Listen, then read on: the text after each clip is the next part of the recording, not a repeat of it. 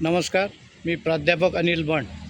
यावर्षी आपला पाहण्यात आले आहे की नैऋत्य मान्सून हा त्याच्या निर्धारित वेळेच्या 15 दिवस पूर्वीच अंदमानमध्ये दाखल झाला, परंतु तो त्यानंतर त्याची प्रगती खुंटली आणि तो केरळमध्ये प्रवेश करण्यास 4 दिवस उशीर आला, जो अंदमान निकोबारमध्ये 15 दिवस आधीच आलेला होता।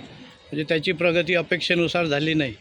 त्यानंतर तो तिथून पुढं त्याची प्रगती अडखळत झाली आणि तो सध्या सिंधुदुर्गमध्ये थांबलेला असून त्याची वाटचाल फार संथ गतीने होत असून सध्या त्याची वाटचाल वेगाने होण्याकरता कोणतीही हवामानशास्त्र परिस्थिती नसून त्यामुळे येत्या 4-5 दिवसात विदर्भात मान्सूनचे आगमन कठीण दिसत असून विदर्भामध्ये मान्सूनचे आगमन हे 20 तारखेनंतरच होण्याची दाट शक्यता आहे।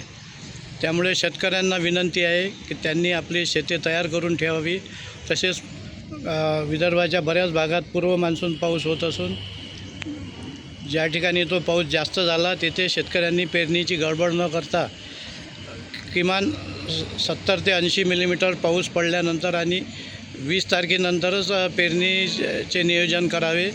तसेच यावर्षी मान्सूनवर एल निनोचे सावट असल्यामुळे आणि जून महिन्यातच एल निनो हा सक्रिय झालेला असल्यामुळे त्याचप्रमाणे जुलै ऑगस्टमध्ये त्याची तीव्रता वाढण्याची शक्यता असल्यामुळे शेतकऱ्यांनी यावर्षी शेतीमध्ये विशेष खूप खर्च करू नये। बियाणे, रासायनिक खते, फवारणी यावर कमीत कमी खर्च करावा।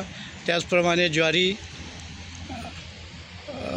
बारीक पराठी, सूर्यफूल, मूग, उडीद यासारखी पिकांना प्राधान्य द्यावे।